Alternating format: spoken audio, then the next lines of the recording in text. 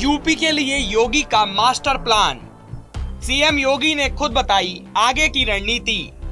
धर्म के नाम पर बेतहाशा जनसंख्या बढ़ाने पर लगेगी रोक।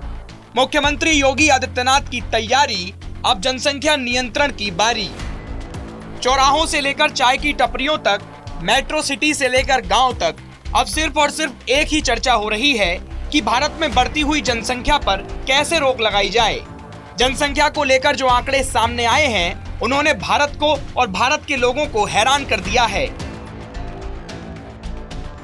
आंकड़ों में ये दावा किया जा रहा है कि 2023 तक भारत जनसंख्या के मामले में चीन को पछाड़कर सबसे अधिक जनसंख्या वाला देश बन जाएगा। ऐसे में सबसे ज्यादा चिंता है उत्तर प्रदेश को और उत्तर प्रदेश के लोगों को, क्योंकि उत्तर प्रदेश जनसंख्या के हिसाब से भारत का सबसे बड़ा राज्य है।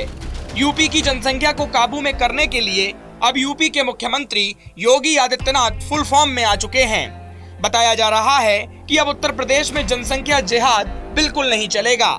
सीएम योगी ने खुद ऐलान कर दिया है कि अब उत्तर प्रदेश में केवल हिंदुओं की जनसंख्या को नियंत्रित नहीं किया जाएगा, बल्कि मुस्लिम, सिख, ईसाई और सभी समाज की जनसंख्या को नियंत्रित करने की ओर कदम उठाया जाएगा। आपको बता दें कि उत्तर प्रदेश की सरकार ने 16 अगस्त 2021 को जनसंख्या नियंत्रण को लेकर एक रिपोर्ट तैयार की थी। इस रिपोर्ट को पढ़ने के बाद ही पता चल गया था कि प्रदेश की सरकार जनसंख्या नियंत्रण करने के लिए बड़ा कदम उठाने वाली है। विधि आयोग की तरफ से 256 पन्ने की एक रिपोर्ट तैयार की गई थी। इस रिपोर्ट के तहत 1 या 2 बच्चों वाले परिवार को मिलेगी ये सुविधाएं। जिन लोगों के पास 2 बच्चे होंगे उन्हें ग्रीन कार्ड दिया जाएगा और जिनके पास 1 बच्चा होगा उसे गोल्डन कार्ड दिया जाएगा। ऐसा कहा जा रहा है कि ट्रांसजेंडर बच्चे को दिव्यांग माना जाएगा, यानी किसी परिवार में यदि ट्रांसजेंडर बच्चा पैदा होता है तो उसे एक और बच्चा पैदा करने की छूट मिलेगी। जानकारी के अनुसार जिन सरकारी कर्मचारियों का परिवार सीमित होगा या जो नसबंदी कराएंगे, उन्हें 2 अतिरिक्त इंक्रीमेंट, पदोन्नति, आवास योजनाओं में छूट, पीएफ में कर्मी का कंट्रीब्यूशन बढ़ाने के लिए कई तरह के लाभ दिए जाएंगे। जिन लोगों की 2 से अधिक संतानें होंगी, उन बच्चों के माता पिता को स्थानीय चुनाव लड़ने से रोक दिया जाएगा। यानी कि यदि आपकी 2 से अधिक संतानें होंगी तो आप किसी भी स्थानीय चुनाव में उम्मीदवार नहीं बन पाएंगे। वहीं जो दंपत्ति सरकारी नौकरी में नहीं है, उन्हें सीमित परिवार रखने पर पानी, बिजली, गृह एवं अन्य करों में खुली छूट दी जाएगी।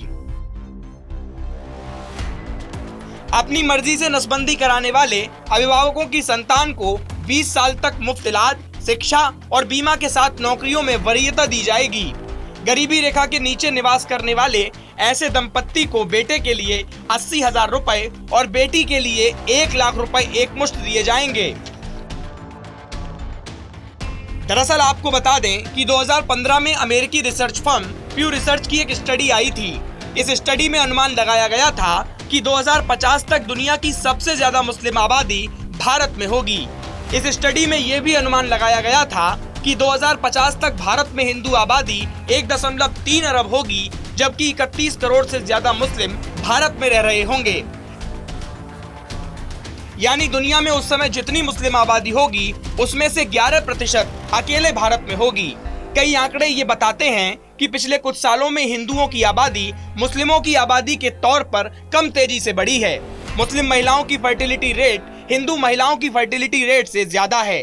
इसीलिए ऐसा कहा जा रहा है कि उत्तर प्रदेश के मुख्यमंत्री योगी आदित्यनाथ प्रदेश में धार्मिक सौहार्द को बनाए रखने और प्रदेश को जनसंख्या विस्फोट से बचाने के लिए जल्द ही जनसंख्या नियंत्रण कानून का ऐलान कर सकते हैं।